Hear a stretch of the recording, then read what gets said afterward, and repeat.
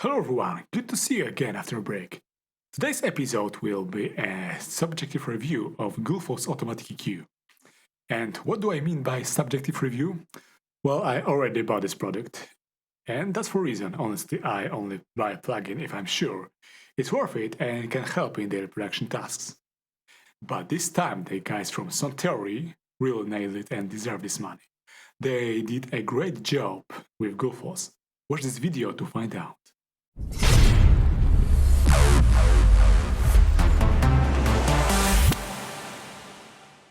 Gullfoss is an intelligent dynamic cube based on auditory perception model.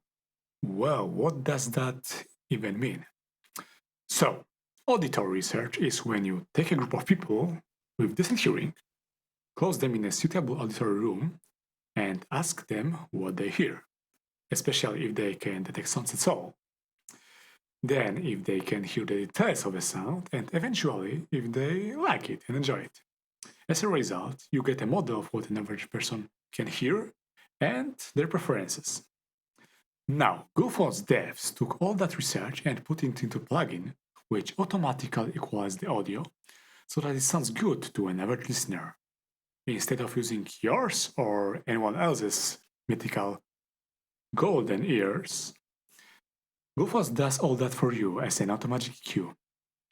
Then, this plugin targets an average, ordinary audience, which may have slightly different preferences than you do, which is an important factor if you actually aim at wide commercial success. Alright, let's take a look at the plugin. So, Gullfoss has this nice clean interface with large EQ curve display in the middle, a handful of accessible controls, and the readouts all around. It also has a bypass button, and additionally, scalp interface which you can set. Alright, so I've got this simple trance bassline running here, made with Monarch, and produced it as usual with all the effects, including my own EQ curve. So that's supposed to sound nice already, but let's check what Gullfoss can do for us in this scenario. From left to right, recover allows you to emphasize the sound, making it cleaner, brighter, more audible overall.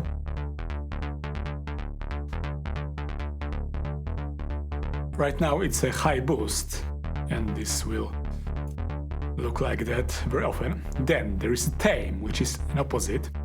This allows you to hide the sound, or more precisely, to make more space for other sounds that this particular sound may mask. And in fact, the bass can often mask plenty of other sounds in melody, so I often set that to 100% just for start. Then there is a bias control, which fades between low-end focus and high-end focus. If I set this to 100%, the plugin mostly affects the high end of a spectrum. I pretty much never set it below 0. As Gullfoss is surprisingly active in the region of low ends. So let's set that to 50%. So we hit the middle of the bass. Then there's Brighten, which basically adds high end, like a high shelf boost. I pretty much never use it, honestly, because, well, there are other means to do that, such as simple EQ.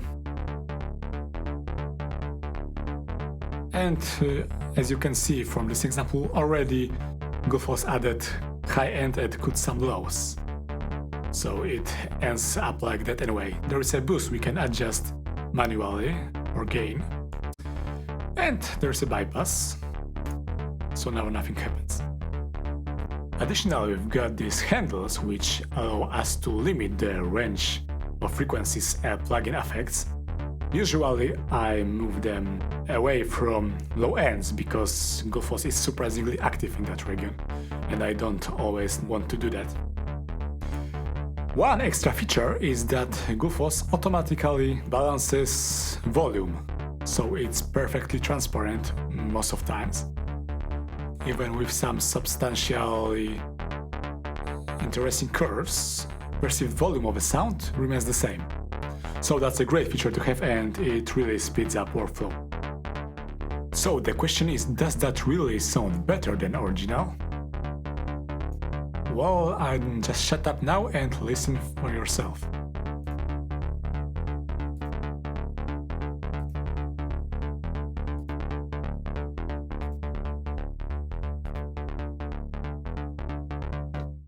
I would say that the difference is pretty subtle, but after Gullfoss, the bassline sounds a bit better indeed. So that's our point. But it becomes much more interesting if we add multiple tracks in the mix. Now let's try that with some simple drum loop.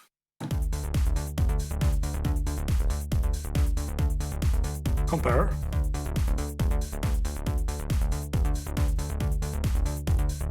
I would say when in bypass the bass is somehow more focused and tighter, but also doesn't use all the available space in the mix.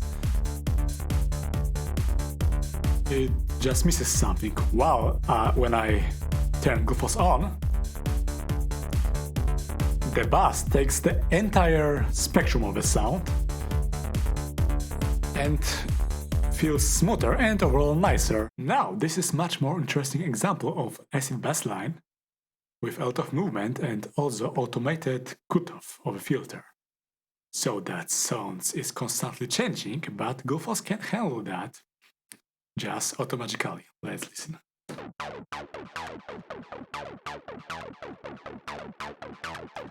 Notice how the EQ curve follows as it slides. And the cutoff, when it changes, the EQ curve tries to counteract it and cut the higher frequency range. Let's try to bypass to compare.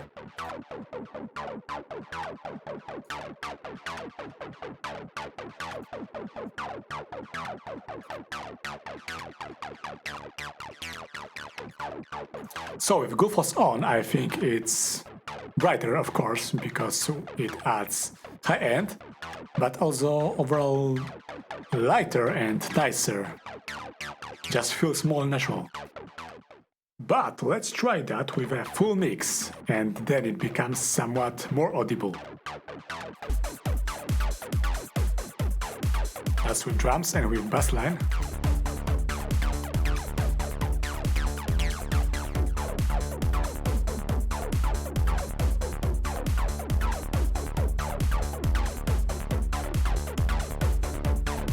I've got this recover parameter, which makes acid brighter and more audible, and that's important because that's the lead part here.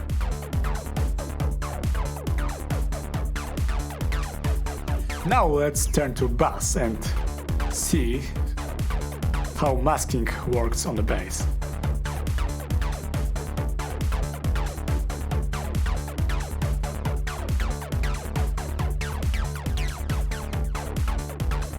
So when Gullfoss is on, the bass no longer masks significantly acid, so you can hear acid line more clearly. So overall, what does it all do? The Gullfoss makes sounds cleaner and fit together better in the mix, even though the plugin doesn't know about other sounds playing together at the same time. It simply equalizes the sound so they don't fight with each other, and each of them gets nice space in the mix, and also they fit together much better. But let's continue with drums. I've got this open hat playing here. It's bypassed currently. When I turn Gullfoss on, you will notice that it equalizes out this very sharp high end and also subtly alters the mids.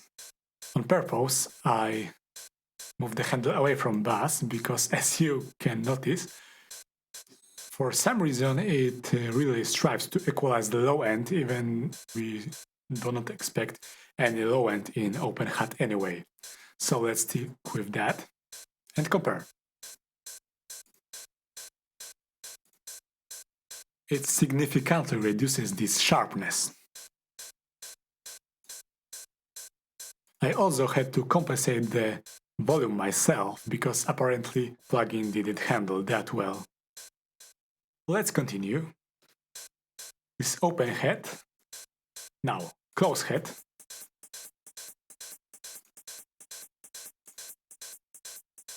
Same case, I needed to dial in volume compensation.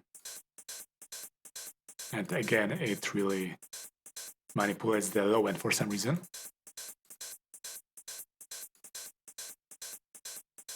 And with Gullfoss, it's less piercing. Now the clap.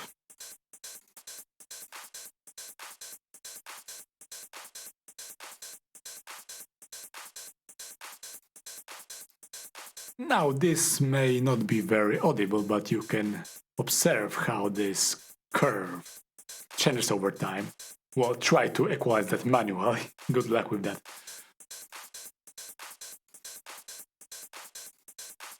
I think with Gullfoss on it still sounds a bit better, but the difference is not that important. Overall, we're equalizing compressed noise, which makes the clap and the kick.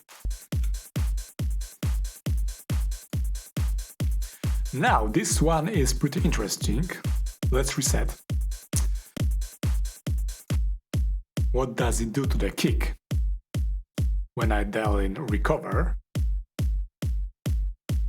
it really boosts the high end and, in fact, the tail of the kick, which is under its body. And that's something, honestly, that I wouldn't do myself ever. But, well, let's compare. Very tight here. And brighter overall. This may work with a full mix.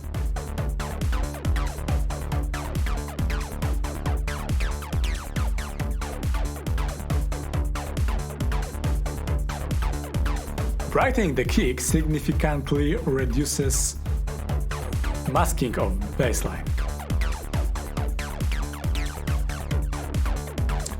Also, this kind of high-end boost might work well in uplifting trance when you really want the kick to take over the entire mix.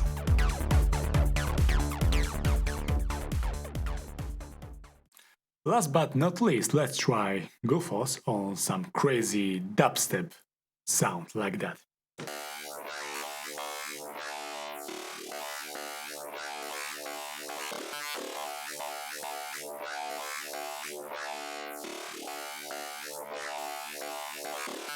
I think you may agree that it makes the sound still more audible and, well, in your face overall. When bypass, it's more tamed. Observe how the equalizer curve follows these glitches and formats and constantly modulating sound. Now watch what happens when I manipulate the sound manually.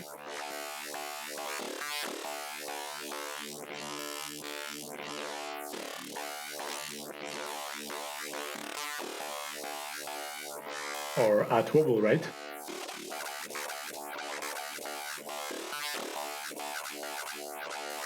Observe how does it follow the LFO split.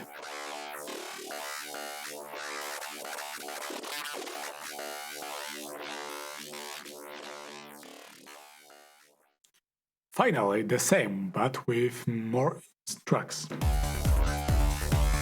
It's bypassed.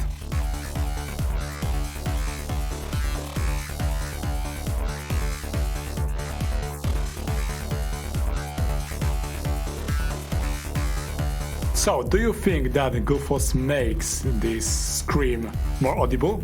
Well, that's the point. But let's try to manipulate Bassline again.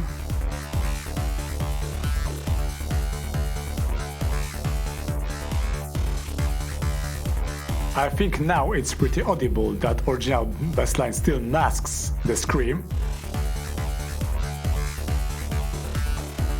With Gullfoss this effect is not noticeable and everything can be heard clearly. And ultimately, that's our point. Many people claim that the Gullfoss is most effective when put on a bass in a group with multiple instruments playing at the same time, and it can handle them and balance them. Let's try it. It's currently on drum group. Bypassed.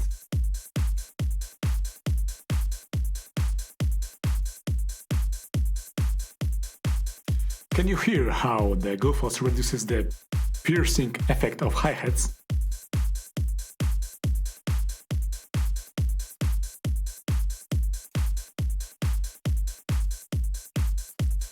But doesn't have much impact on a mid part of the sound.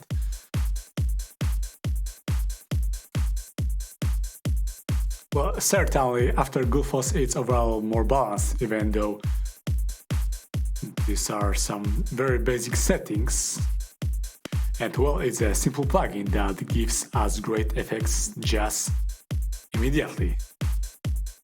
But now you may ask, what's even the point in all of this if you can just use standard equalizers to do the same what Gullfoss does? Well, I tried that. I set up same instrument as my acid line, but instead of Gullfoss I used iZotope dynamic EQ with similar settings. Well, let's try that. Currently it's muted, the original Gullfoss sound plays. But observe this complex equalization curve. Well, it's unlikely to manually adjust that, even though I really wanted to do exactly that. The Gullfoss is just way too complex, and a few bands set up manually on dynamic EQ, well, can never achieve exactly the same effect. But let's compare it just side by side. This is Gullfoss and this is dynamic EQ.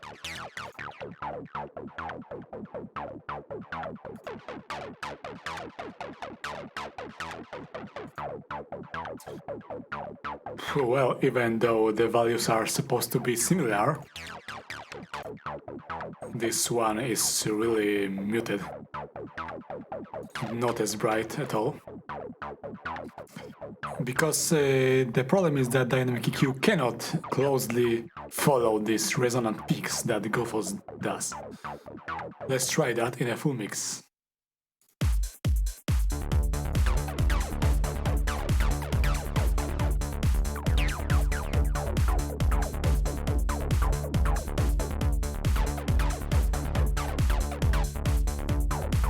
Maybe I should boost the highs a bit.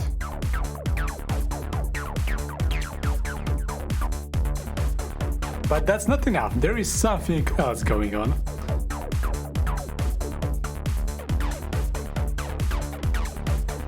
Well, Gullfoss does it better, and it does so very quickly. One extra thing I like about Gullfoss is this frequency readout under cursor. I wish every single EQ had that, because, well, it's so simple and so useful. If you want to make some surgical cuts or reduce resonances or just figure out what's going on, or the key of a song maybe, well, it's all here.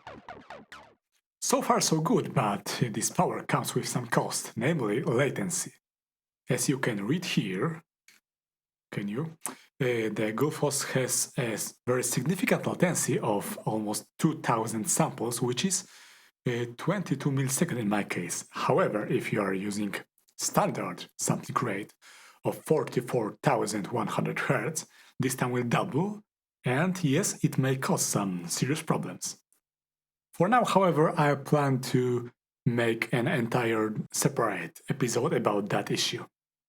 Another caveat of Gullfoss is the fact that it's protected by iLok, a third-party cloud service, which not everyone has to like.